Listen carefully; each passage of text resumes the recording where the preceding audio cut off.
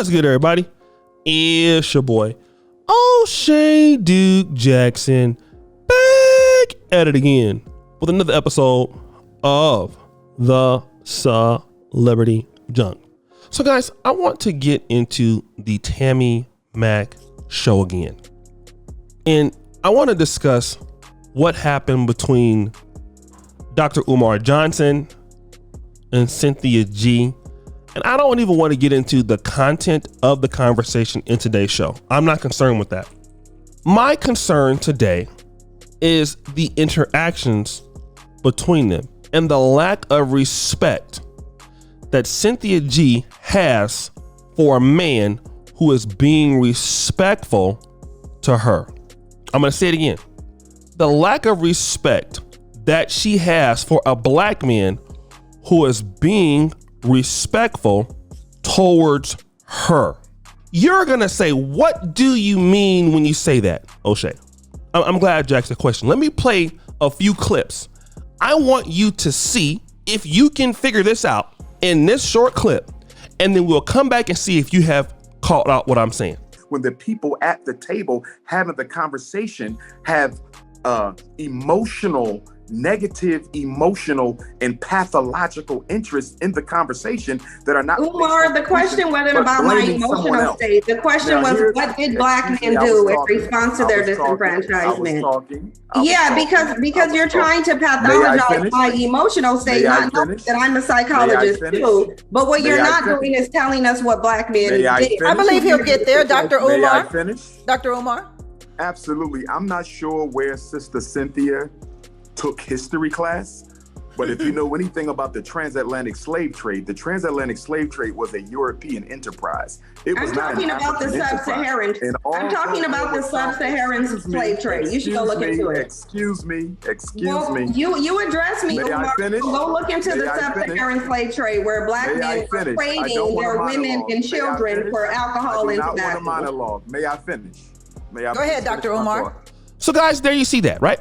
You see, Cynthia G is so unnecessary rude.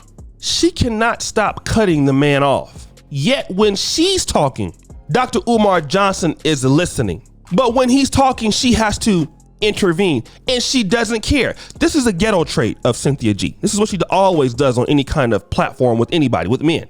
She wants to be able to talk, and let me tell you why. Here's what happens. If she cuts people off, especially with dealing with men, there's no consequence. But if a man says, hey, you stupid B, don't you see I'm talking? You see, listen, then the whole crowd would react against him and say he's being feminine. He's a misogynist. But see, the misandry is in the disrespect, because he sat there politely and didn't cut her off. When he is trying to talk, she is cutting him off. Okay? Now, let me kind of get to that. The black man has to always be respectful towards black women, even when the black woman is being disrespectful towards him. This is what I found out. Whenever a woman does something to a man that is rude, disrespectful, says the wrong thing, just look at it in your own relationships. She's supposed to be able to say, I'm sorry, and whatever else, right? If you say something too rude for her, it hurts her feelings, then she runs, okay? You're too harsh. Although what she did was extremely wrong. But you become the villain because of how you handled her. You see? So a woman can do something and it's completely childish and immature, and nothing should happen to her. But if somehow you retort the same energy towards her, you're not being a man. Did you understand that? That's how it works, right?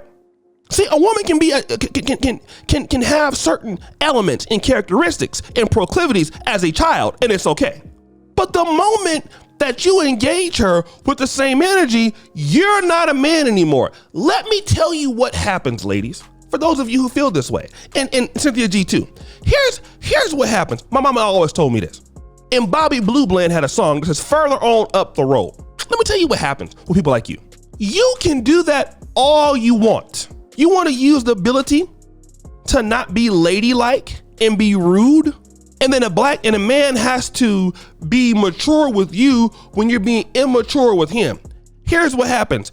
That complete attitude towards the rest of your life leads you to your own destruction, because you can't be unaccountable and do things like that forever. See, the road stops somewhere. That's why the old folk used to sing the song, "Further on up the road." And see, as a man, we got to be a man regardless if the woman is not being a woman. Understand that? And that's true. You have to be a man even when you're being disrespected and showing respect. But here's the issue with that. Everybody pays a price for their behavior in life, consequentially. And see, this is the reason why a lot of black men in America don't even want to engage or interact. Why? So you can come on the show, listen to what the person has to say.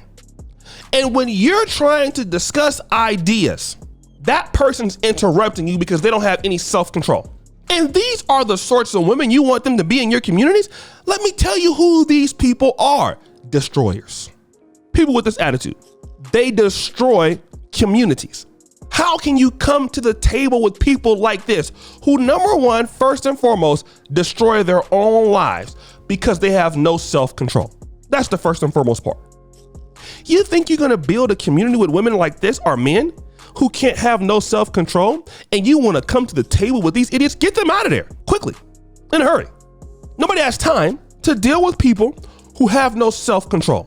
You are a troublemaker, a problem solver. You get them out. You let them go destroy their own lives and everybody else's life with them. And if you looked at Cynthia in her own, it's quite clear to see her own personal life with the whole little baby daddy situation. We know where it's going. Look at the attitude. So everywhere you go, there you are destroying. Everywhere. That's you. You don't want to listen. You don't want to do the right things.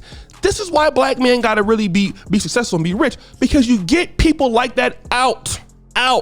That's why I don't go to these stupid foxhole panels, so you can put me up here with these feminist people like this who are rude. So when I want to talk, then you get these people who are over talking you. I will never, ever. I make plenty of money doing what I'm doing right now to go over there and be disrespected. Absolutely not. Because if I check somebody, then they go say, "Oh, well, you lost your cool on the stuff."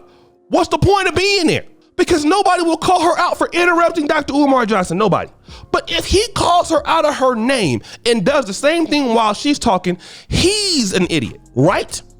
He's out of control, right? He has no discipline, right? It's an unfair advantage. When you got to be a man on a podcast and she don't have to, she can be a child. And that's what we're dealing with. We're dealing with men having to be men, dealing with women who, whenever they want to be children, can do so. You can't build communities with people like that. You want to be a child? Here's what we can do. Here's a ticket to Disneyland. Here's some gummy bears, okay? And here's some cotton candy.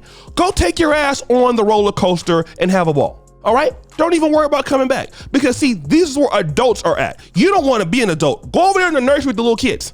Okay? Go watch the Cartoon Network. You're not an adult. And men are busy trying to have conversations with women who are not wanting to be adults sometimes. It doesn't make sense. Do whatever you want to do. Say smart things. And then come out and say sorry. And nothing happens to them. Out. Get out.